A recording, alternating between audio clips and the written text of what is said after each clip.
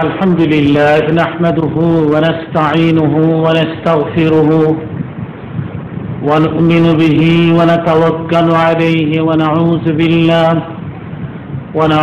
بالله من شرور أنفسنا ومن سيئات أعمالنا من يهده الله فلا مضل له ومن يضلل فلا هادي له ونشهد أن لا إله إلا الله وحده لا شريك له ونشهد أن محمدا عبده ورسوله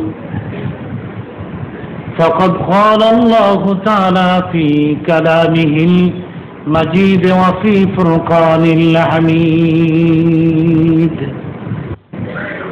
আজকের এই মহতী পবিত্র অনুষ্ঠানের শ্রদ্ধেয় সভাপতি, উপস্থিত সম্মানিত হযরত উলামায়ে কেরাম, পর্দার অন্তরালে মা ও বোনেরা, যিনি আমাদেরকে তার হাবিবের রাহমাতুল লিল আলামিনের উম্মত করেছেন এবং যিনি আমাদেরকে আজকের এই মহতী পবিত্র অনুষ্ঠানে যথাসময়ে উপস্থিত হয়ে কোরআন এবং হাদিস শরীফ থেকে কিছু আলোচনা করার এবং শোনার সুবর্ণ সুযোগ এনে দিয়েছেন, সেই মহান আল্লাহ তাআলাকে আমরা জানাচ্ছি অসংখ্য শুকর। সবাই বলুন আলহামদুলিল্লাহ। বন্ধুগণ, আজ ট্রাক কন্ট্যাক্ট করে এক দেশ থেকে আরেক দেশে কবরের জিয়ারতের লোকেরা দৌড়ায় পাগল হয়ে। এটা ইসলামের দৃষ্টিতে সম্পূর্ণ নাজায়েজ। জোরে কোন কি? আরো জোরে কোন কি? সিলেটে আল্লাহর ওলির কবর জিয়ারত করার জন্য একটা মিনিবাস কন্ট্যাক্ট করবেন। দেবরা বালুঘাট থেকে 20-25 জন লোক একত্রিত হয়ে চল সিলেট যাবো অলির কবর জিয়ারতে। সিলেটে আর কোনো কাজ নেই, শুধুমাত্র এক দেশ থেকে আরেক দেশে একটা কবরকে ভিত্তি করে যাত্রা করা ইসলামের দৃষ্টিতে না যায়। সন্দেহ হয়? তাহলে লালবাগ মাদ্রাসায় ফতুয়ার জন্য যান, ঢাকা আলিয়া মাদ্রাসায় ফতুয়ার জন্য যান। হ্যাঁ, সিলেটে আমি বিজনেস পারপাসে গেলাম, সিলেটে আমার ব্যবসার জন্য আমি গেলাম। যাওয়ার পরে ভাবলাম যখন আসছি সিলেটে ওলি আল্লাহর কবর মাজার মসজিদে একটু নামাজটা পড়তে যাই। মাগরিবের নামাজ পড়তে গেলেন, সালাম ফিরালেন, অতঃপর ভাবলেন ওলি আল্লাহর কবরটা পাশে, একটু জিয়ারত করি। দাঁড়ালেন পাশে, সূরা ফাতিহা একবার, সূরা ইখলাস 3 বার, দুরূদ শরীফ কয়েকবার পাঠ করলেন। অতঃপর দুলাতে হাত তুলে দিলেন, মাবুদ গো, তোমার ওলির আত্মার খাতিরে তুমি আমাদের মাফ করো। 100 বার যায়, 2 কোটি বার যায়, 3 কোটি বার যায়। কিন্তু সিলেটে আর কোনো কাজ নাই, শুধুমাত্র একটা কবরকে লক্ষ্য করে এক দেশ থেকে আরেক দেশে যাত্রা করা ইসলামের দৃষ্টিতে না। পৃথিবীতে একটাই মাত্র রওজা আছে, একটাই মাত্র কবর আছে যে কবরটার জিয়ারতের উদ্দেশ্যে এক দেশ থেকে আরেক দেশে যাত্রা করা যায়, সেটা হলো রওজাতুন নবী সাল্লাল্লাহু আলাইহি ওয়াসাল্লাম।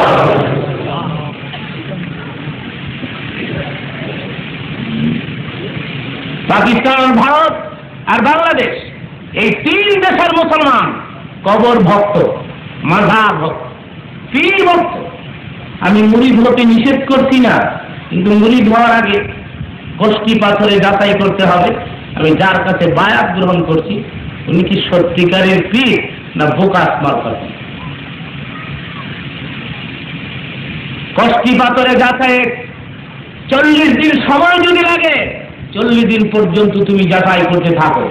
এরপরে যদি তোমার মন সাক্ষী দেয় এই লোকটা আল্লাহর ওলি হবে, তাহলে তার কাছে বায়াত গ্রহণ করেন। পীর মুরিদ হতে আমি নিষেধ করছি না, হক্কানি আলেমদের সোহবত এখতিয়ার করার প্রয়োজন আছে কিনা বলো?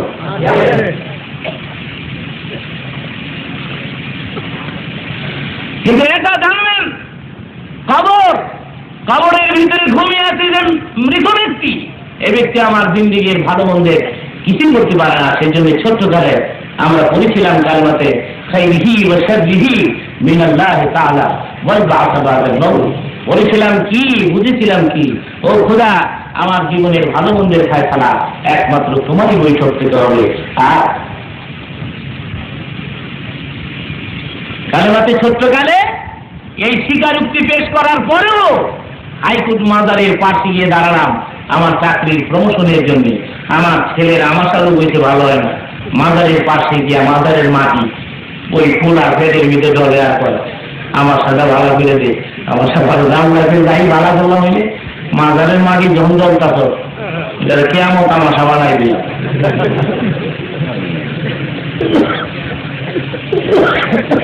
সিলেটে প্রোগ্রাম ছিল আমার, সোনার ঘাট দিয়ে যাচ্ছে, ড্রাইভারকে হুজুর এখানে গাড়ি স্লো করতে হবে। আমি কেন কেন? এখানে রাস্তার পশ্চিম দিকে একটি মাজার আছে করা। আমি কি করা কি আগুন লাগবে? হুজুর গরম। আমি বললাম গাড়ি না থামালে কি হয়? না থামাইলে অ্যাক্সিডেন্ট হয়, চাক্কা ভাস্ট হয়, গাড়ি উল্টা যায়, বিপদ হয়। আমি কত মাইল স্পিডে তোমার গাড়ি চলছে? এখন তো স্লো করে দিচ্ছি। আমি কি 50-60 মাইল বেড়ে দাঁড়াও, দেখি গাড়ি উঠবে কিনা, আমি আজকে যাচাই করব। একটা ড্রাইভারের ধারণা ওই মৃত ব্যক্তির উপরে এখানে গাড়ি স্লো না করলে গাড়িটা বাস্ট হবে, চাক্কা গাড়ি উঠে যাবে। এই কবরের ভিতরে যদি আল্লাহর ওলি ঘুমায় থেকে থাকে, উনি কিয়ামতের ময়দানে আল্লাহ আদালতে দাঁড়ায়, আল্লাহ আমার চরিত্র কি খারাপ আছি?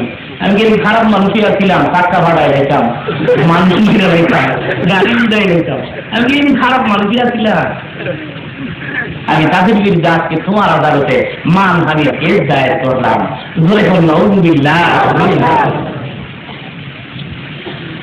খালিদ মিস্ত্রি দেখে বলেন, ও আল্লাহর ওলি, আমি জানি তুমি আমার পেটের ব্যথা ভালো করতে পারো না।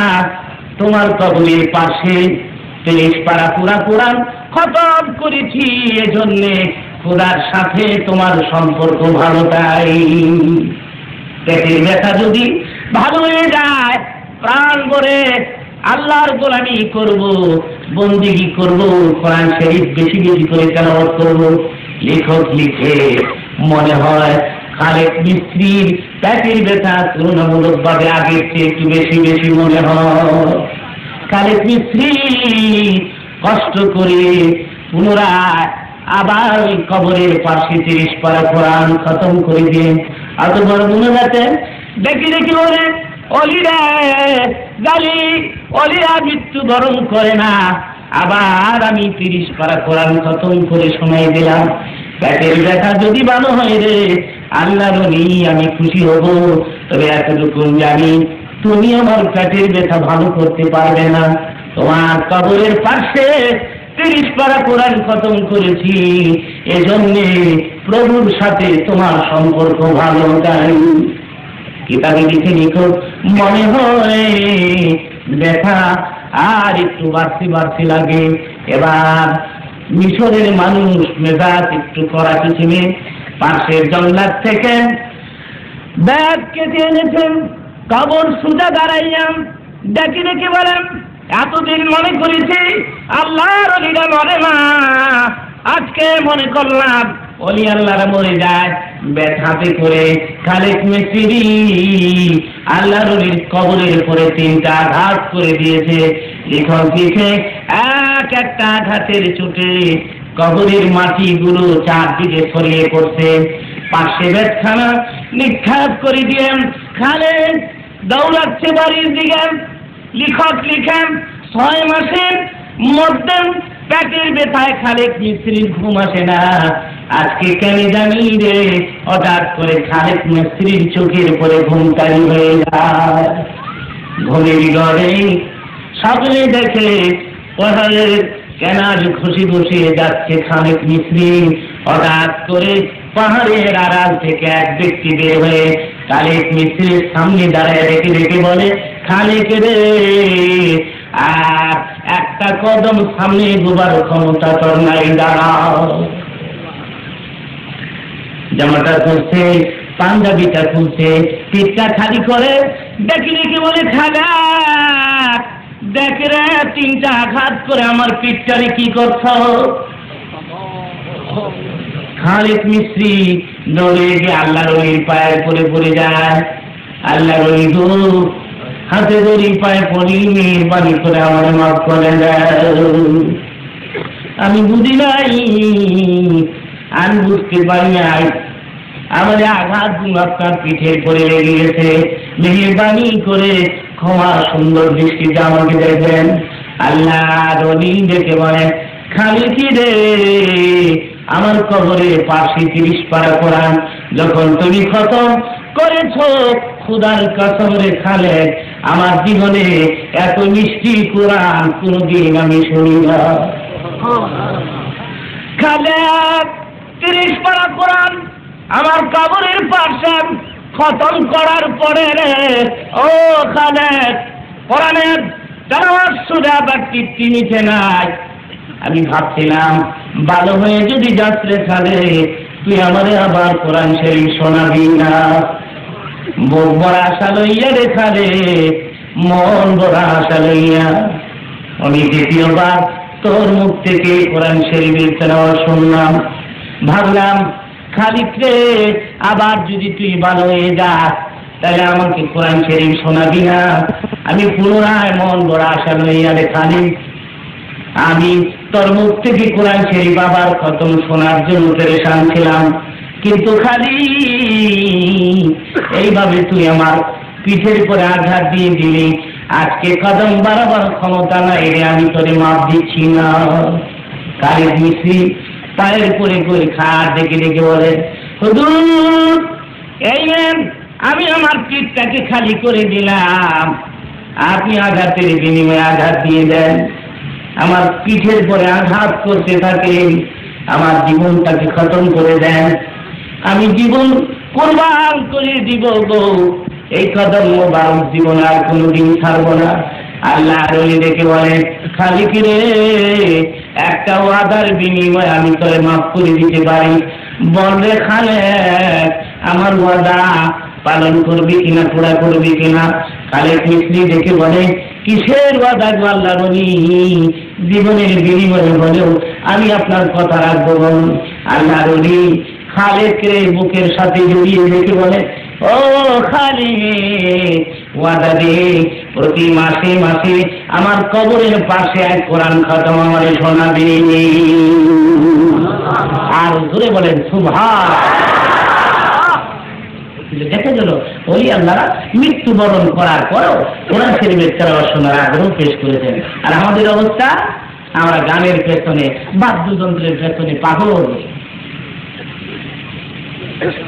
রেকর্ডারের অভাব নেই এদেশে, এদেশের ছেলেরা বিদেশে চাকরি করে, আসার সময় 2-4টা করে নিয়ে আসে। হাজি সাহেবরাও কম মানে না, এরাও 2-4টা করে নিয়ে আসে। এয়ারপোর্টে দেখি এক হাজি সাহেব একটা রেকর্ডার বেশি 6টা। আমি কি ও গাছিস কি কয় 6টা বেশি এত দিয়ে দিলে কি করবে? 4 মেয়ের জামার লেগে 4টা আর 2 পোলার লেগে 2টা। মাই আবার কয়ে দিতে বাবা হজ করেন আর না করেন ট্যাক্স ছাড়াই। জামাই আবার কইছে তোর বাবাই বলে মক্কা যাইবো, এখন তো কইস না তোর পাইলাম কি। কত সুন্দর চরিত্র আমার।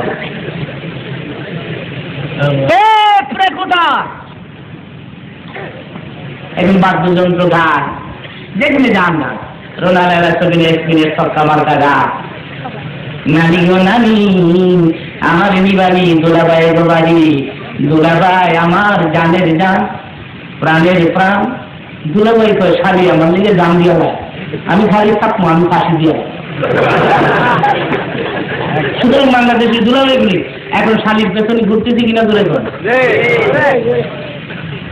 এমন ইতিহাস আমার জানা আছে, অ্যাড্রেস আছে আমার কাছে, চাইলে আমি পেশ করতে পারবো। শালির নিয়ে সিনেমা দেখতে যাবে, শ্বশুর বাধা দেয়, বাবা মাত্র মক্কা চাইলাম, তোর বেগুন সাথে লাগলে কোনা বলতে ছিল না, এই উপযুক্ত মেয়েটা নিয়ে সিনেমা দেখবে একা একা, বাবা আমি পারমিশনটা দিতে পারলাম না। জামাই আগে বাড়িতে গিয়া বেগুন রেখে আমার শালি লয়ে আমি সিনেমা দেখবো, তোর মাসে বাধা দেয়, যা করে তালাক দিয়েছি।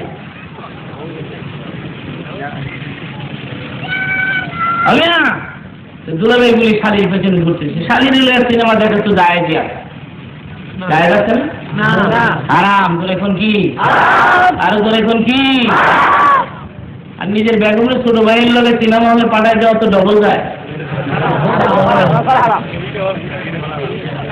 আমি বড় ব্যস্ত রে, সিনেমার 2টা টিকিট কাটছিলাম, আমাকে অন্য কাজে চলে যেতে হয়, তুই তো ভাবি দিলি আর সোডা মাই জায়গা, সিনেমা তো কাটুর কি মহল জানি এলো, রানীর মহল, রানীর মহলে যাই। ছোট ভাইয়ের কয় মোবাইল কয় কি, মোবাইল হ্যার বউ দিয়ে আমারই দিয়েছে। কি ওয়াজ করবো, ওয়াজ তো 18 বছর যাবত করতেছি, মোল্লা যুক্তিবাদীর ওয়াজের বয়স 18 বছর। পাকিস্তান পিরিয়ড থেকে আমার এই কণ্ঠ বাজছে। বাংলার এমন কোন ডিস্ট্রিক্ট নাই আমাকে আল্লাহ দেয়। আর কত বাজাইবেন আমার, আর কত বাজবো? এবার দাওয়াত দেওয়া স্টপ করেন না।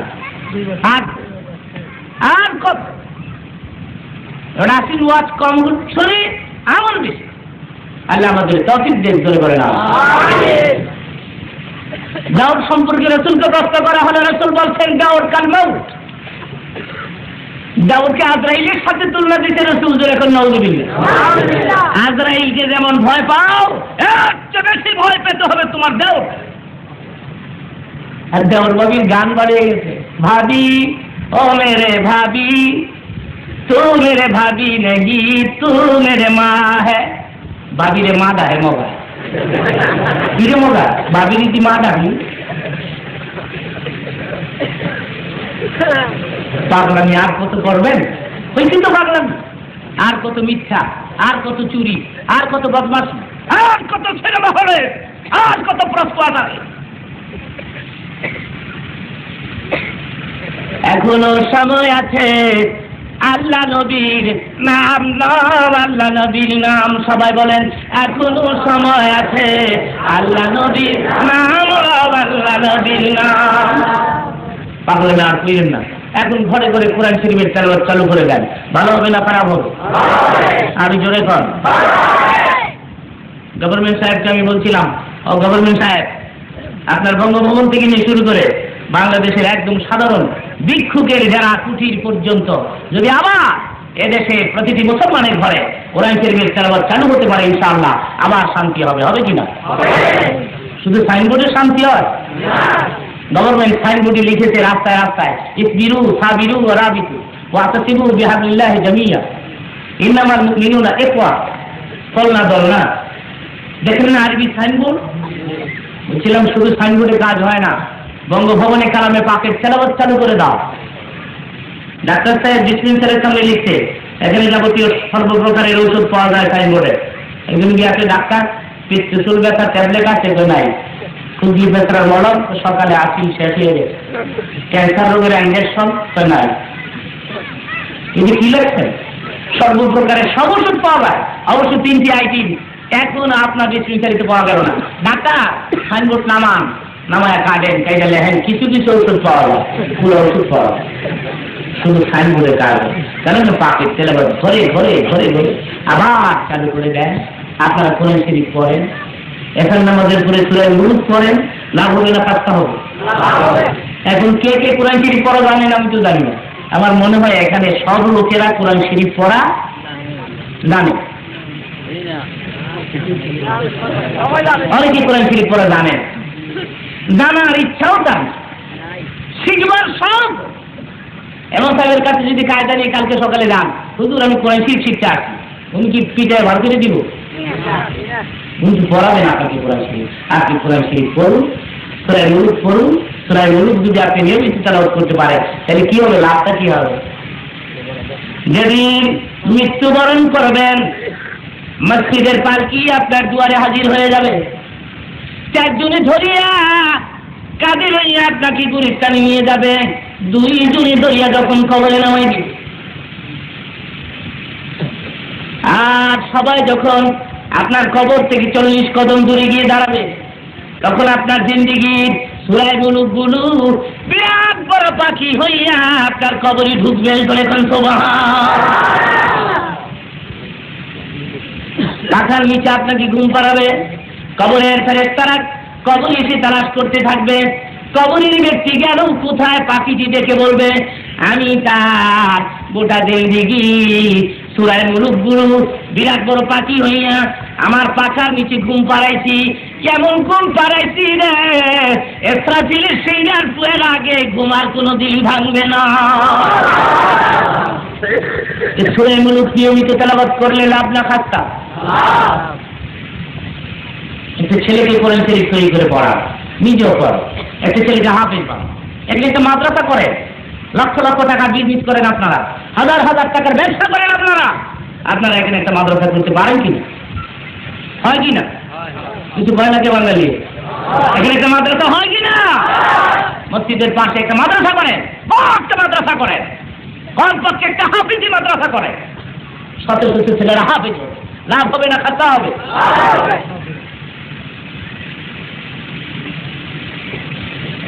আপনার ছেলে যদি আলেম হয়, হাফেজ হয়, আপনার জানাজার নামাজ পড়ায়, আপনার কবরের আযাব মা। এখন এমন কিছু দুনিয়া ছিয়া গেলেন, আপনার জানাজা পড়াবে দূরের কথা, এই জানাজা নামাজ পড়তে গিয়ে ঈদ পড়া লাগে, ঈদ পড়তে গিয়ে জানাজা পড়া, ঈদের নামাজে হাত উঠান লাগে, নামান লাগে না, এই যে দোজা রাখছে নামায় না উঠায় একটু গা করে কোথায় একটা জানাজা পড়লাম। সেই পোলারে মৌতের আগে কয়ে যায়, পোলারে সবাই আমার কবরের কাছে গেলে তুই যাইস না, তোর ধর্মের দোয়াই লাগে, তুই যাইস না, তুই ঈদের জানাজা বানায় লাভ, তুই আমার কবরের কিনে দে।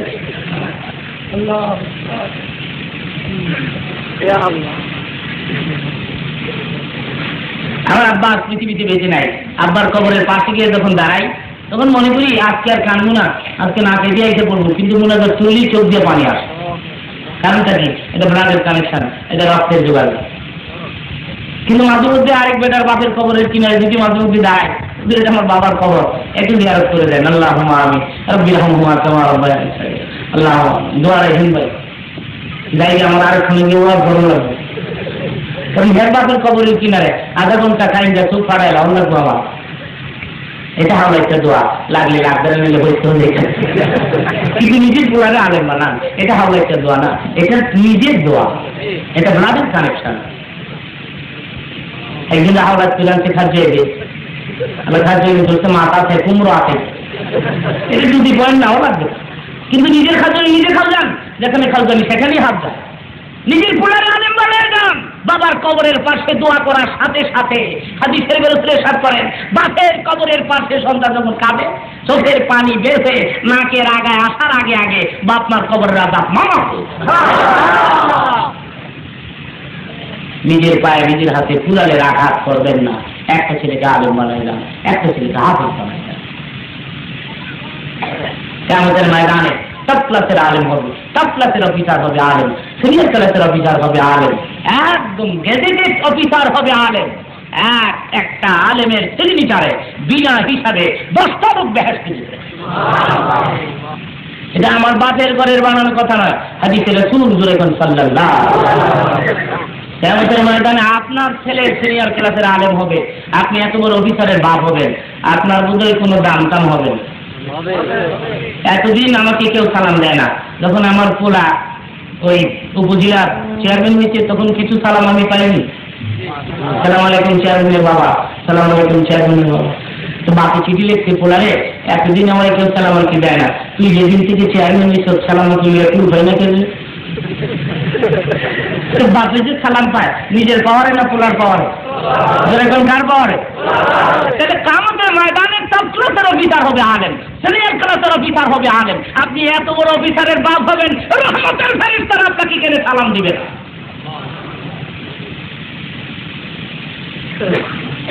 সেটা একটা এক্সাম্পল রাখছি, এক্সাম্পলটা বুঝে রাখেন বিজ্ঞানের যোগে, এরপরে মুনাজাত হয়ে যাবে, আপনারা চলে যাবেন, আমিও চলে যাবো। এটা বিজ্ঞানের যোগ, উদাহরণ দিলে মনে রাখলে রাস্তাঘাটে মোকাবেলা করতে পারবে। জায়গা করে সম্পত্তি সব বিক্রি করে পোলারে বিয়ে পাস করেছে, পোলা এখন 7 ক্লাস একটা চাকরি পাইছে, এসপি, পুলিশ টপি, সুপার ইন্টেন্ডেন্ট, পুলিশ, সরকারি বাড়ি গাড়ি সব ফ্রি। পোলাটা এসপি লিখি, বাপ একদম মূর্খ বকলম, দস্তগতের কথা দিলে আঙ্গুল বাড়ায় যায়। তো বাপ একদিন চিঠি লিখছে, পোলারে জিন্দিগিতে শহর দেখি নাই, আমাদের শহরে নিবি?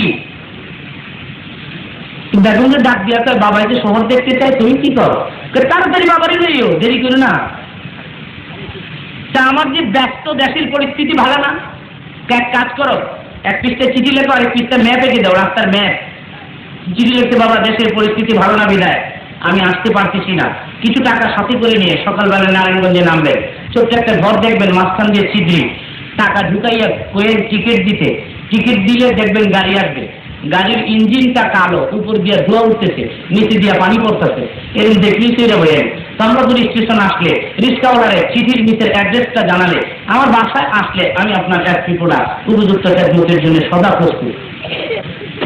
গ্রামের মানুষ তো সরল সোজা মানুষ, কিছু টাকা পকেটে লইয়া খুব সকালে গিয়া নারায়ণগঞ্জ এক ঘরের সামনে দাঁড়ায় চিত্রি দিয়ে হাত ঢুকায়, ভিতরে কাটাও 10 টাকার টিকিট দেন তো, টিকিট মাস্টারকে হ্যাঁ ভাই কি আবার 10 টাকা আবার টিকিট দেখেন, টিকিট দিতে বাকি পয়সা রিটার্ন করতে। টিকিট মাস্টার মনে করতে গ্রামের সরল সোজা মানুষ, সে টিকিট পেয়ে আবার গাড়ি লেগে দাঁড়াইছে, গাড়ি আবার কালা ওর লাগবো, উপরে তার ধোয়া উঠুন লাগবো, নিচে তার পানি উঠুন লাগবো।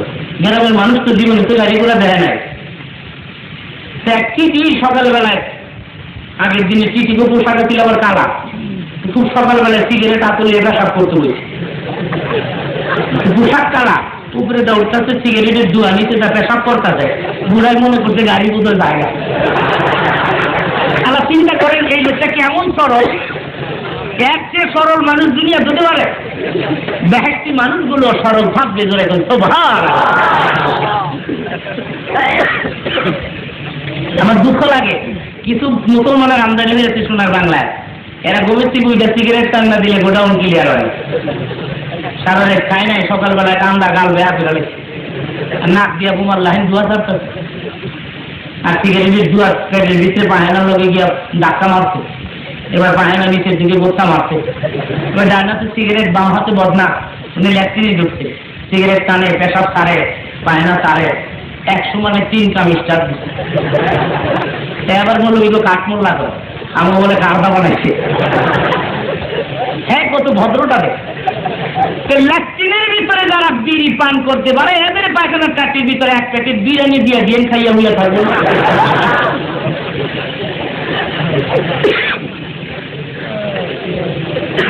মনে রাখবেন, মানুষ কিন্তু তার আমল নিয়ে কবরে জিন্দা হবে। ধরে এখন সুবহান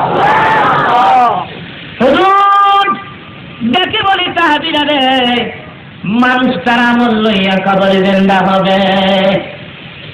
মনে করুন একটি লোক দীর্ঘ 40 বছর পর্যন্ত তাহাজ্জুদের নামাজ পড়ে, আর বেগম তার পায়ের ডান দিকে মস্ক ভরা পানি রেখে দেয়। ঘুম থেকে উঠিয়া ডেকে ডেকে বলে, ঘুম থেকে উঠিয়া ডান দিকে হাতটা বাড়াই দিয়া মস্ক ভরা পানি পায়, ওযু করে মাবুদের পায়ের সামনে সেজদায় পড়ে যায়। হুজুর ডেকে বলেন 40 বছর পর্যন্ত এই কাজের উপরে আমল করলে লোকটিকে যখন কবরে রাখা হবে, কবরে ফেরেশতারা যখন সর্বপ্রথম কবরে তাকে জিন্দা করবে, জীবিত হইয়া পায়ের ডান দিকে হাত বাড়াইয়া ওযুর পানি তালাশ করতে থাকবে। জোরে জোরে কোন সুবহান।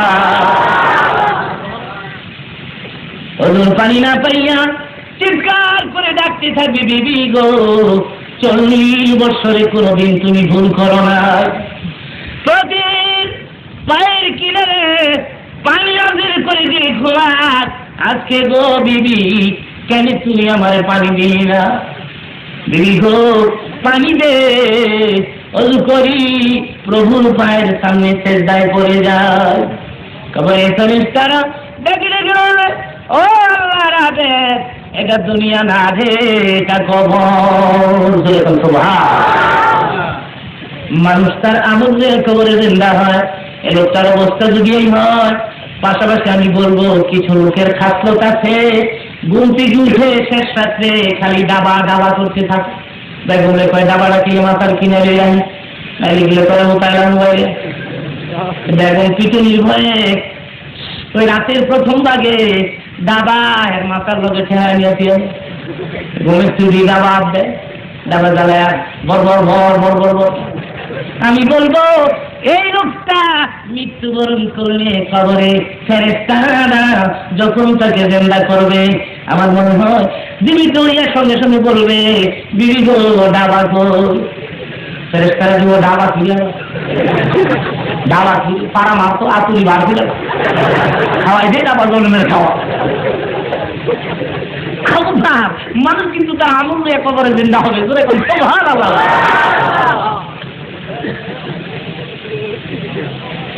বৈজ্ঞানিকদের থিওরি আলাপ, একটা সিগারেটে 14 সেকেন্ডের হায়াত কমে যায়। কত সেকেন্ড?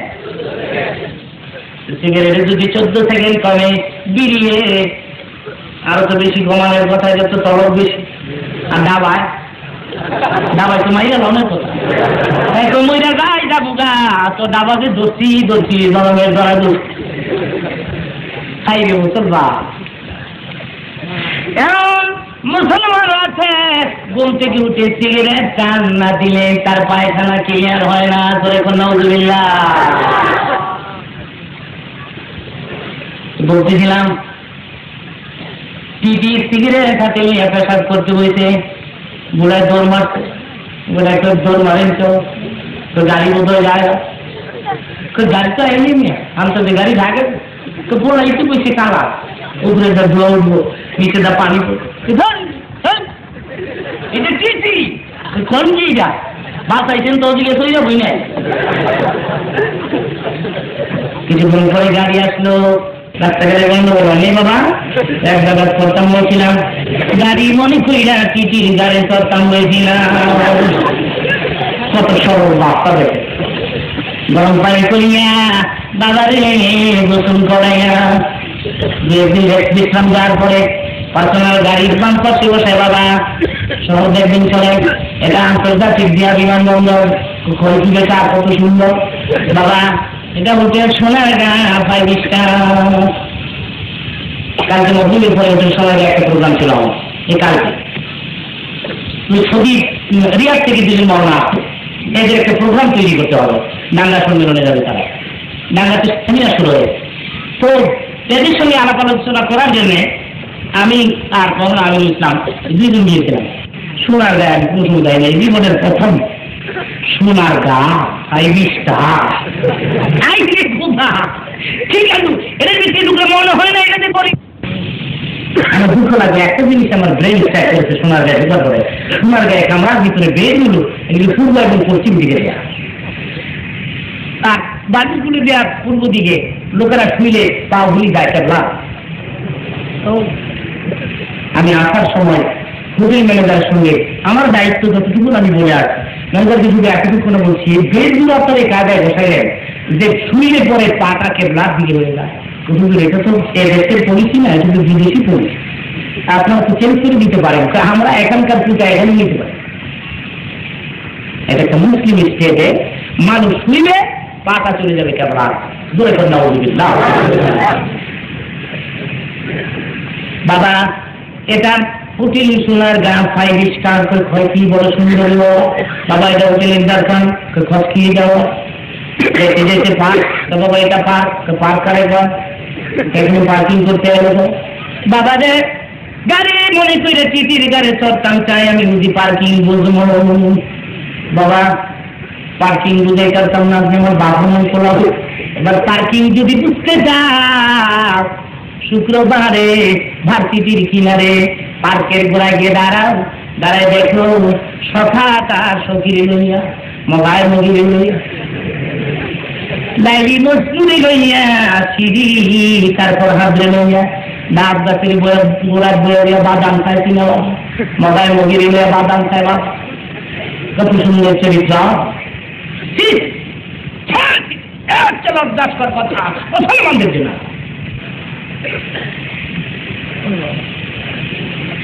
এই নিয়মের কথা যারা শহরে থেকে অভ্যাস গ্রামে গেলে ভালো লাগে না। গ্রামে থেকে অভ্যাস শহরে গেলে খুব বেশি দিন থাকলে ভালো লাগে না। গ্রামের মানুষ তো বাবা এক কাজ করে কি বহুদিন এই 10-15 দিন হয়ে গেল শহরে থাকতেছি। গ্রামের মানুষ দোমাইতে মারানো আমি গ্রামও বাড়াই পার্সোনাল পেজের ভিতরে নিজের পরিচিতি বাবার পরিচিতি সিলমোহর দিয়া বাবা এই চোখাটা পকেটের ভিতরে দিয়া দেন রাস্তাঘাটে বিপদ হলে বার করে ড্রাইভারকে বলছে কমলাপুর স্টেশনের কম্পার্টমেন্টে তুলে দেওয়া। Driver special compartment air condition reservation ছোট্ট একটা কামরা যদি বয় থিয়েটার জায়গা চারটা দোয়ার আইলেন বিপদ হলে চোখা বার করে স্টেশন থেকে গাড়ি ছাড়ার আগে দেখবেন পুলিশ আবার ইন্সপেকশন করে থার্ড ক্লাসের প্যাসেঞ্জার ফার্স্ট ক্লাসে গেছেন, ফার্স্ট ক্লাসের প্যাসেঞ্জার আবার থার্ড ক্লাসে গেছেন। দুই পুলিশ দিয়ে দেখে এক বুড়া বয়ে গেছে ছেঁড়া বুড়া বাঁশের লাগি মার্কিনের জামা প্লাস্টিকের জুতা পানের রসে বুক লাল হয়ে গেছে। আমি এই কথা দিয়ে বুঝাইতে চাই কম্পার্টমেন্টে মানায় এই কম্পার্টমেন্টে থাকবে কারা যারা হাইকোর্ট মাইকোর্ট লাগায় যারা কোটি কোটি টাকার স্বপ্ন দেখে লাগো মধ্যে আওয়া হিন্দি দিয়ে হয়েছে হনুমান মার্কা মানুষ এরা থাকবে সমস্ত কম্পার্টমেন্ট এগুলি মোল্লা টুল্লা এই কুর্তা উর্তা এই পাগড়িওয়ালা মাগড়িওয়ালা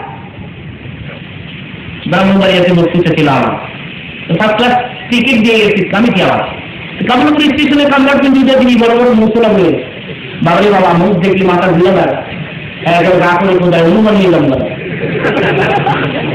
বাগমার কামড় বলে বাগমার কামড় কোথায় আলহামদুলিল্লাহ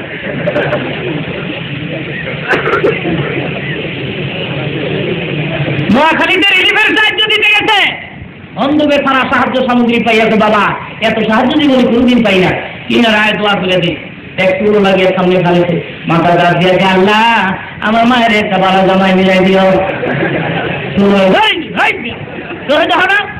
ভাবি জন্ম অন্ধ আমি যদি লেডিস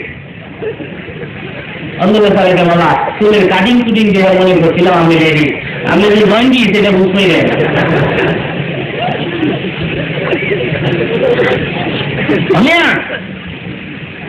এবার বলতেছিলাম কম্পার্টমেন্টে যখন নিয়ে উঠছি লম্বা কুর্তা আমার গায়ে রুমাল বেতায় দিছি এই মগাদ্দ হ্যাঁ কি তালাশ করেন মলি সাহেব মৌলবি না মলি মলি কি তালাশ করেন মলি সাহেব আমি ফার্স্ট ক্লাস শুনবো আমি যখন হ্যাঁ করতে বলো তালাক মুসলমানরা টের হয় না সারি মলি সাহেব ফার্স্ট ক্লাসও চিনেন না 3 নম্বর দাগ আর 1 নম্বর দাগও চিনেন না এটা ফার্স্ট ক্লাস হয় পিছনে নাম পিছে আমার কাছে পিছনে যেতে হবে আমি টিকিটটা দেন তো টিকিট দেওয়া হলে বুঝুন করে টিকিট তো ফার্স্ট ক্লাসে এগুলো কেমনি করবো আমারই মাথা খারাপ হয়েছে রান্নার তবে স্কুল দেওয়া হয়ে তোর ইঞ্জিনিয়ার বাংলাদেশে এক শ্রেণীর লোক আছে আমাদেরকে ফার্স্ট ক্লাসের প্যাসেঞ্জার মনে করে কাঠ মোল্লা করে আমি বলে কাঠ দেওয়া এক পুলিশ আরে পুলিশকে দেখা যাক প্যাসেঞ্জার হচ্ছে ফার্স্ট ক্লাসের বইয়ের হচ্ছে বই দিয়ে পুলিশ কম্পার্টমেন্টে গিয়ে এই বুড়া নামা নামা বলে তো নামবো না ঠিক আছে টিকিট লাগে না বুড়ার পাওয়ার পুলিশের টিকিট লাগে না বলি স্কুল দিলা দেবে কোন অফিসার পুলিশের বাপ হইলে তো আগে ইনফরমেশন নিতে আমরা জানতাম টিকিট লাগে না স্কুল দিলা রোল বার কর না গুটাইলে নামাই থাকি তো রোল যখন রেডি করতে তখন বুড়াইছে পুলিশ রাখো এই দেখো এই কাগজের পরে আমার পরিচিতি তোমরা লাভ করতে পারবে একটি তো সুপারিনটেন্ডেন্ট অফ পুলিশ এক পুলিশ আর পুলিশ খেয়ে কারবিনা দৌড় দিবি পুলিশ গোলার কাছে গিয়ে কয় চাষা কমলা খাইবেন খাই না কমলা কলা খাইবেন খাই না কলা ঠিক আছে খাই না কিছু দুলার ক্ষমতা কত দেয় দুই পুলিশ দুই দরজার পরে দাঁড়াইয়া দেখে দেখে বলে খবরদার এই কম্পার্টমেন্ট থেকে উঠবেন না আজকের বাবার জন্য চারি যাও কমলাপুর থেকে পাহারা দিতে দিতে দিতে দিতে নারায়ণগঞ্জ লড়তে সারেঙ্গের পাশে বসায় পায় সারেঙ্গি এটা আজকের বাবা স্টপেজের কোনো প্রয়োজন নাই ঘাটের কোনো দরকার নাই গ্রাম সুদা মেহরবানি করে একটু নামাই দিয়ে চাচা তো কত অন্যায় করছি পোলার কাছে কইও না চাকরি বাবা স্টপেজের কোনো প্রয়োজন নাই ঘাটের কোনো দরকার নাই গ্রাম সুদা মেহরবানি করে একটু নামাই দিয়ে চাচা তো কত অন্যায় করছি পোলার কাছে কইও না চাকরি থাকবে না এক্সাম্পল আমি চেক করেছি আবার আসুন এক্সাম্পলের সাথে আল্লাহর হাবিবের হাদিসের কত সুন্দর মিল আমি বলবো দুনিয়ার সাধারণ একটা স্ত্রীর বাপ দুনিয়ার পুরী সারা সাহারা দিতে দিতে দিতে দিতে ওনার লাউড পর্যন্ত যদি পৌঁছাই দিতে পারেন আমাদের মাঠে সবচেয়ে বড় অফিসার হবে আলেম সাব ক্লাসের অফিসার হবে আলেম সিনিয়র ক্লাসের অফিসার হবে আলেম তুমি এত বড় অফিসারের বাপ হই না রহমতের ফেরেশতারা তোমাকে সালাম দিতে দিতে দিতে দিতে জান্নাতুল ফেরদাউস পর্যন্ত গেলে পৌঁছাই দিতে পারবে না প্রস্তাব ছিল হুজুর আজকের বাবারে পুলিশরা চিনেছে তীর দেওয়া থাকে কিংবা ছোটা কাগজ দেখিয়া আমি যে আলমীর পিতা হবো এটা কেন বুঝবে রহমতের ফেরেশতারা। এখানে রাসূলের হাদিস কেন সেট করে দেন উল্লিফা ওয়ালিদাহু তাজাইয়াউমাল কিয়ামা যুরু আহসানুন মিন যুইস শামসি ফি দুনিয়া। আলমের বাবার মাথায় নূরের তাজ লাগাই দেওয়া হবে। আল্লাহর হাবিবের সাথ করেন সেই তাজের আলো দুনিয়ার সূর্যের চেয়ে 1000 গুণ বেশি হবে। ধরে ধরে বলুন সুবহান। রহমতের ফেরেশতারা ঘুরিয়া ঘুরিয়া যে সমস্ত পিতার মাথায় নূরের তাজ লাগানো দেখবে, রহমতের ফেরেশতারা মনে মনে ভাববে এটা আলেমের পিতা, অফিসারের পিতা, বেয়াদবি করলে চাকরি থাকবে না। নূরের তাজ দেখার সাথে সাথে ফেরেশতারা পাশে গিয়ে দাঁড়াবে আর দেখে দেখে বলবে আপনার পোলা বুঝি আলেম বানাইছেন, ও অফিসারের বাবা চলুন চলুন, মারহাবা লাকা মারহাবা লাকা, তোমার জন্য মারহাবা মুবারকবাদ, চলুন চলুন জান্নাতুল ফেরদাউস পর্যন্ত পৌঁছায় যাই। তাহলে পোলাকে আলেম বানালে লাভ না খাস্তা করে কন আরো জোরে কন। আলেম হতে পারলেন না, আলেমের বাপ হন তাও পারলেন না, আলেমের দাদা হন তাও পারলেন না, আলেমের শ্বশুর হন। আমি তো শ্বশুর হইতাম চাইছিলাম না, এই যে রাখবো না ভাই আবার চিন্তা তবে জামাই ঠিক করে আছে মাগো, ও মা আমি তোর জামাই ঠিক করে ফেলেছি ভাই, একটু ফোন কি বাবা একটু তাড়াতাড়ি জামাই ভাও করে গেছেন, বড় ফার্স্ট ক্লাস কাম করছেন, জামাই কি পারবো বাবা, তোর জামাই তো দাওরা দাস, তোর কয় কি যাবো দাওরা কি বাবা, গাইডেল গাইডেল মাছ খাই বাবা, মৌলবীর কাছে ভালো লাগে বাবা, মাছ খাই মৌলবীর কাছে দিয়ে দিন, রিক্সা আমার কাছে দেন তো মৌলবীর কাছে। সারা বাংলা ঘুরে ঘুরে দেখলাম এদেশের মেয়েরা আমাদের খবর দেয় না, এদেশের মেয়েরা আমাদের ইজ্জত দেয় না, পুরুষেরা তো আরো দেয় না। বলবো পাগলামি আর কত করবেন, একটা পোলার হাফিজ বানান, সন্তান হওয়ার সাথে সাথে নিয়োগ করেন মাহবুব পোলা ধরনের হাফিজ বানাবো। এই ছেলে যদি হাফেজ না হয় মৃত্যুবরণ করে হাফেজ হতে পারলো না, কিয়ামতের মাঠে মহান আল্লাহ তোমাকে হাফেজের বাপ বলে ডাক দিবে। আমি দেখেছি আল্লাহর ওই গুলিস্তান জিয়ারত করতে গিয়ে দেখে ওই কবরের ভেতরে বসে বসে একটা বাচ্চা কোরআন শরীফ পড়ে, ঘুরে বলতো ভান একটু পড়েন কোরআন শরীফ আমার সাথে। বিসমিল্লাহির রাহমানির মহব্বতে বলেন বিসমিল্লাহির রাহমানির রহিম ওয়াল কুরআনিল হাকীম ইন্নাকা লামিনাল মুরসালিন। আল্লাহর ওই কবরের পাশে দাঁড়িয়ে কালামে পাকের তেলাওয়াত শুনে কবরের পাশে দাঁড়িয়ে হঠাৎ করে ডাক দিতে সুবহানাল্লাহ, সুবহানাল্লাহ আওয়াজ শুনে ছেলে কোরআন শরীফ তেলাওয়াত বন্ধ করে দিয়েছে। আল্লাহর ওলি দেখে বলা কেন তুই কবরের ভিতরে বসে বসে কোরআন শরীফ পড়ো, আমি বুঝি না। ছেলে বলে আপনি কে আমার কবরের পাশে দাঁড়িয়ে সুবহানাল্লাহ বললেন? আল্লাহ বলি রে তুমি সুবহানাল্লাহ বলছে এটা আমাকে দিয়ে দাও, আর আমি কবরে বসে বসে কোরআন শরীফ তেলাওয়াত করিয়ে দিই, তুমি লইয়া যাও। ব্যাপারটা কি আমি বলে পড়ে বোঝা যাবে কি হবে। ছেলে বলে দুনিয়ায় জীবিত থাকাকালীন অবস্থায় একবার সুবহানাল্লাহ বলে এটার বিরাট ধরনের ভয় ধরে ধরে করতে পারে।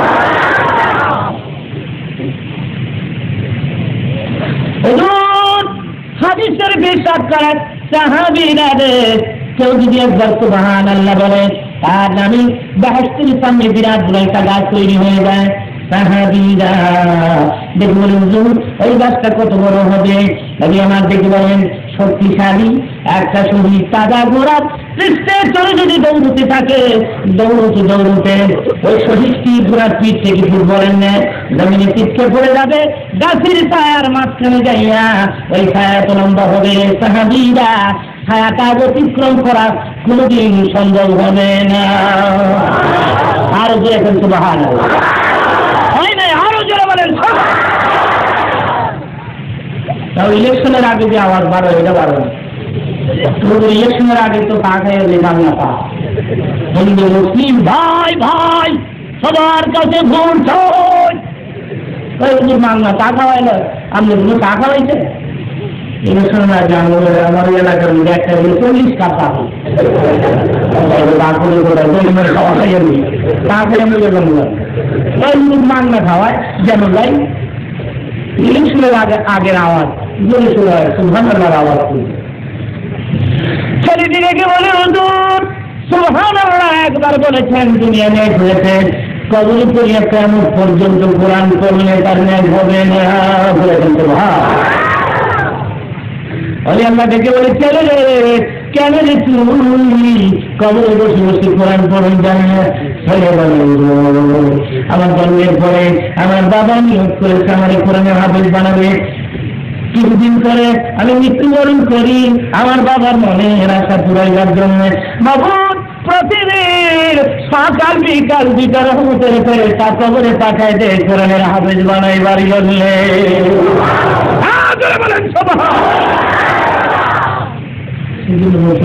নিয়োগ করেন একটা ছেলেকে হাফেজ বানাবেন, নিয়োগ করেন একটা ছেলেকে আলেম বানাবেন, এমনি একটা মাদ্রাসা বানান। মসজিদ করতেছেন ভালো কথা, মসজিদের সাথে সাথে একটা মাদ্রাসা হাফেজ দিয়ে বানান, ভালো হবে না খারাপ হবে? আর যারা কোরআন শরীফ পড়ে নাই আপনারা কালকে সকালে কায়দা নিয়ে এখনো সময় আছে, আমি আমার দায়িত্ব পালন করে দিচ্ছি। কায়দা নিয়ে ইমাম সাহেবের কাছে বসে যান, কোরআন শরীফ পড়েন গিয়ে, শিখেন গিয়ে। অনেকে বলেন বুড়া বয়সে কায়দা নিয়ে মসজিদে গেলে ছোট্ট ছোট্ট ছেলেরা হাসে, হাসুক, তুমি তো কোরআন শরীফ শিখতে যাচ্ছ, এই অবস্থায় মানে কোন মুহূর্ত আসলে মৃত্যুবরণ করলে তোমার কবরের আযাব মা।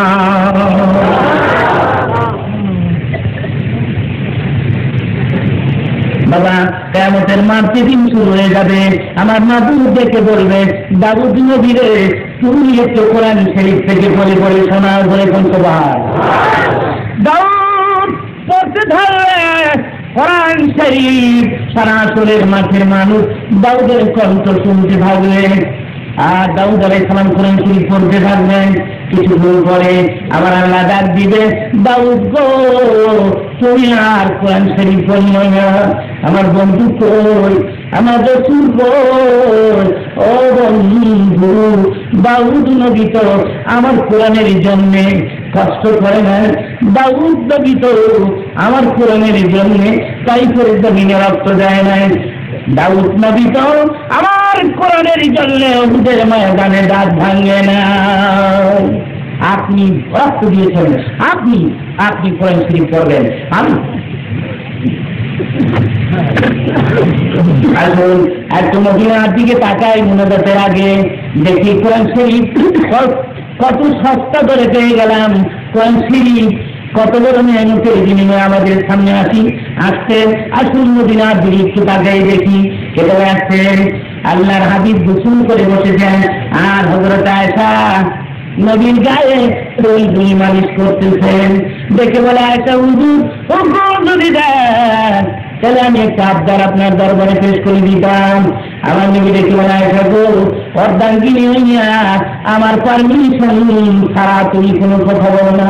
হযরত আয়েশা দেখে হুজুর দুই কারণ আমি আপনাকে চিনতে পেরেছি। প্রথম কারণ হলো আপনি আমার স্বামী, দুই নম্বর কারণ আপনি শুধু স্বামী নন, আপনি আল্লাহর পাঠানো পয়গম্বর। সুতরাং কোন কথা বললে আপনার পারমিশন ছাড়া না বলাটা আমি আয়েশা চূড়ান্ত বেয়াদবি মনে করি। বলা বলে আয়েশা চুলমি আমার নবী দেখে বলে আয়েশা গো কি বলবে আয়েশা বলো। হযরত আয়েশা নবীর গায়ের উপরে হাত বুলাচ্ছেন আর তৈরি মালিশ করে দিচ্ছেন আর দেখলে বলছেন এত সুন্দর শরীর, এত সুন্দর দেহ, এত সুন্দর করে আল্লাহ পৃথিবীর কোন মানুষকে বানায় নাই। এত সুন্দর দেহ ছোট কালী বুঝি কোনদিন আপনার বসন্তের মোটামুটি ছিল, সারা দেহ করে কালো কালো দাগ, এত কালো দাগ সারা দেহের পরে ছোটকালে যদি কোনোদিন আপনার বসন্তের মোটামুটি ছিল এই প্রশ্ন করলে আমার হুজুরের চোখ দুটা কাঁপতেছে, আমার নবী চোখের পানি গুলো ছেড়ে দিলেন। আর দেখবেন না এটা একদিন পাথরের ঘর। সবচেয়ে বেশি কষ্ট করে দিনের নবী কোরআনকে প্রতিষ্ঠা করার জন্য, কারণকে প্রতিষ্ঠিত করার জন্য সবচেয়ে বেশি কষ্ট করেছেন রাসূল তাইফের জমিনে। এবার কোনো দেখুন তাইফের দিন আমার নবী হাজির হয়ে যায়, সারাদিন অপমানজনক কথা বলেছে লোকেরা। কেউ বলে তুমি মোহাম্মদ, আমি যখন কেউ মোহাম্মদ না বানায় তোমার বানিয়েছে খুদা বুঝি আর কোনো কাজ পায় না। কেউ বলে ঠাট্টা করার আর জায়গা পাও না, কেউ বলে নতুন ধর্মের দাওয়াত দাও আর বুঝি চালাকি করার জায়গা পাও না। এমনি ধরুন পুরস্কারমূলক কথাবার্তা আমার নবীকে শোনাচ্ছে সারাদিন। তাই ফেললে রাত্রি খতম নিয়ে যায়, প্রভাত হয়ে গেলে নবী আমার দেখে মনে যায় যে আইরে যাইনি। তাই লোকেরা কোনদিন কালেমা পড়বে না। মক্কার পথ ধরে মক্কার পথ ধরলে হঠাৎ করে দেখা যায় বহু দূর থেকে ছেলেরা পাথর গুলো হাতে চলে আসতেছে। যাই দেখে ওই মুজুর ওই রসুল ছেলেরা আসতেছে আপনাকে পাথর মারার জন্য। আমার নবী দেখে বলে ও যাই তাই জমিনে আল্লাহ আজকে আমাকে পরীক্ষা করবে, আমি কালেমার সাথে কেমন প্রেম করেছি। আজকে আমার মহা পরীক্ষার দিন এসে ছেড়ে যাই। বলতে বলতে ছেলেরা চারদিক থেকে জমা হয়ে যায়। আর দেখি ওই কোনটা পাগল মোহাম্মদ এখন দেখা যাই বলে শোনে তাইফের ছেলেরা এই আমি তাইফের জমিনে শুয়ে পড়লাম, আমি শুয়ে পড়লাম পাথর মার আমার গায়ে পাথর মার। আমি যাই যতদিন পর্যন্ত পৃথিবীতে থাকবো একটা পাথর আমি আমার নবীর গায়ে লাগতে দিব না। ছেলেরা বলে যাই তোমাকে পাথর মারতে কিনায় আমাদের মুরব্বীরা বলেছে মুহাম্মদ পাগল হয়ে গেছে। যেরকম সাল্লাল্লাহু আকাশ থেকে আয়াত নাযিল হয়ে গেল মা সাহিবুকুম বিমাজনুন, তোমাদের সাথী আমার বন্ধু পাগল। বলতে বলতে চারদিক থেকে আমার নবীকে পাথর গুলো মারতে পারবে। কেটে আসছে তাইফের পাথরের আঘাতে আমার নবী তিনবার তাইফে বেহুশ হয়ে পড়ে যায়। চামড়াগুলো কেটে যায়, রক্তগুলো ঝর্ণার মতো জড়িয়ে যায়, পায়ের নিচে জোকার তলিতে জমা হয়ে যায়। হুজুর তিনবার বেহুশ হয়ে পড়ে গেলেন। চতুর্থবারে যখন জ্ঞান ফিরে আসছে আমার নবী দেখে বলে তাইফের ছেলেরা রে আর মানিস না, আমি সইতে পারি না রে, আমি ধৈর্য ধারণ করতে পারি না। ও তাইফের ছেলেরা আজকে তো স্কুল আমার পাথর মারি, এখন একদিন আসলে আমাকে এক নজর দেখার জন্য তারা পাগল হয়ে যাবি। ছেলেরা বিদায় হয়ে গেলে আমার নবী দেখে জানিস যে আমার কলিজা কেটে গেছে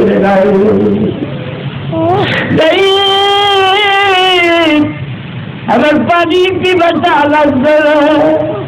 আমি যদি পানি অভাবে তাই মেরে জমিনে বিদায় হয়ে যায় আমার উন্নত পানি পান করবে।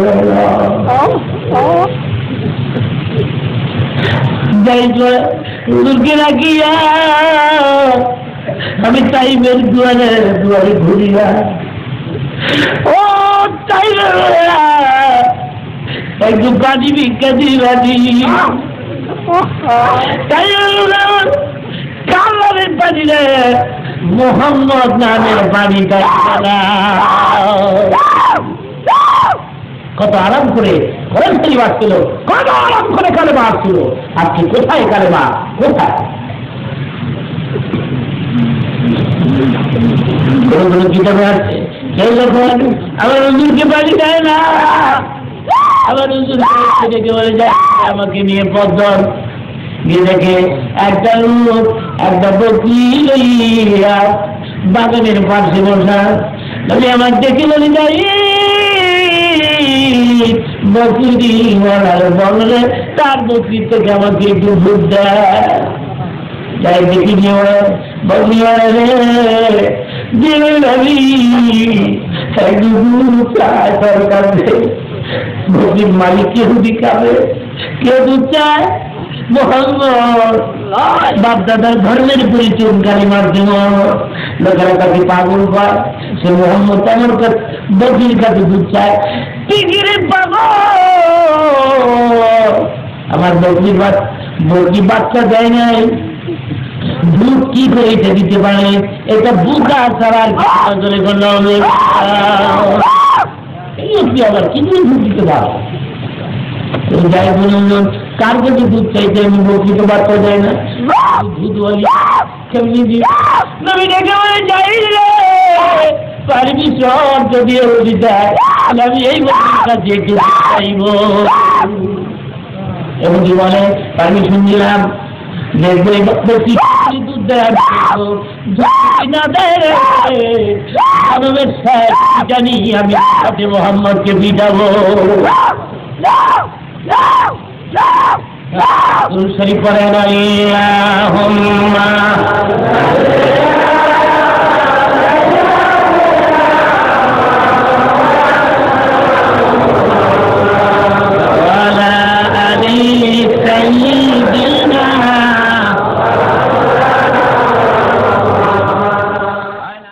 এত জিকির করেন লা ইলাহা ইল্লাল্লাহ, জোরে জোরে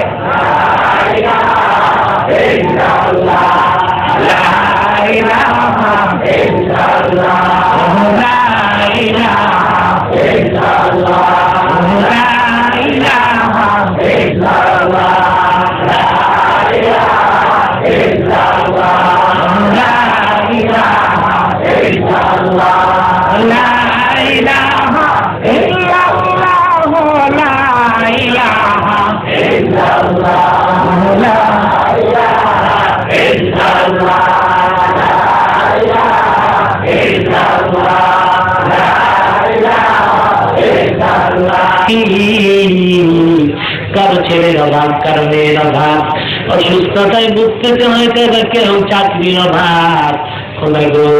মেহেরবানি করে সকলার মনে সুন্দর নেকমাসা তুমি তুমি ঘোরা করে দাও বাবু। বহু দূর দূরাজ থেকে আমার ভাইরা যারা কি যে আমি বিদায় দিব। আল্লাহ রাত এখন 11:30 হয়ে গেছে, একটা লোক মাথা লড়ায় না, একটা লোক ময়দান থেকে উঠে দাঁড়ায় না। আমি দুর্বল হয়ে যাই, বুকে ব্যথা পাই, না হয় বক্তৃতা চালাই আরো শুনতো। খোদা গো কোরআন শরীফ হাদিস শরীফের আলোচনা শোনার প্রতি যাদের এত বেশি আগ্রহ, একে জড়িয়ে করে কি জন্য তুমি মাপ দিবা না? কি দিয়ে আমি বিদায় দিব? আমি সবাইকে তোমার কাছে আমানত করে দিলাম।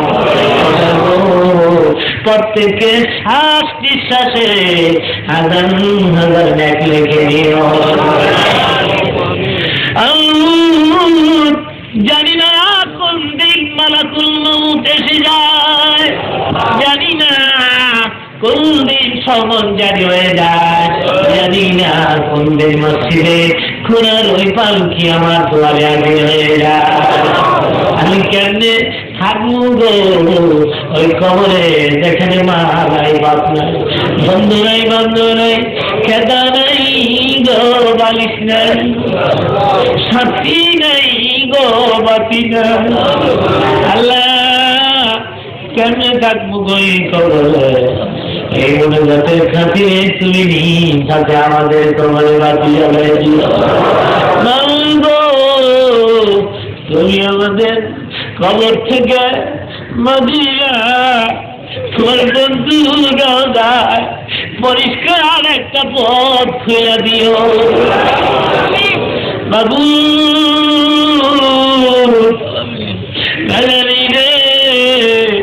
কালকে সময় কবরের বাসিন্দা হয়ে যায়। আল্লাহ তুমি আমাদের সুন্দর হাত বাড়ায় দাও। বেশি বেশি তোমার গোলামি করব। স্বাস্থ্য যদি ভালো করে দাও, বেশি বেশি জিকির করব। জবান আরো যদি মিষ্টি বানায় দাও, দিনে দাওয়ার জন্য তার সামনে দিও। তুমি আপনার বলে কার দুয়ারে গিয়ে দাঁড়াবো? তোমার আমাদের দুয়ার থেকে মেরে দাঁড়ায় দিও না। আমাদের অন্তর শক্ত হয়ে গেছে, এই চোখ দিয়ে পানি আসে না।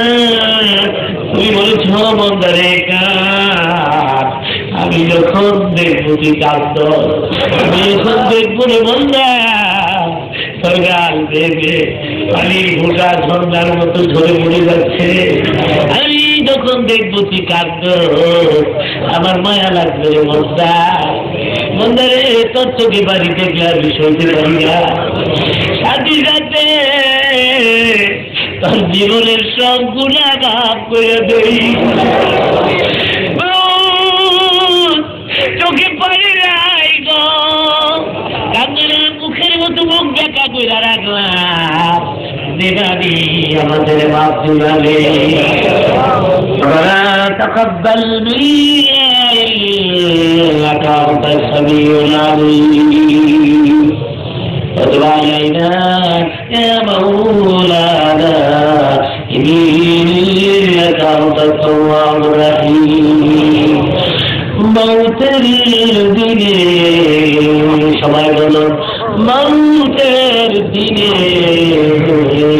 মনের জবানে জারি রেখে দিও তুমি না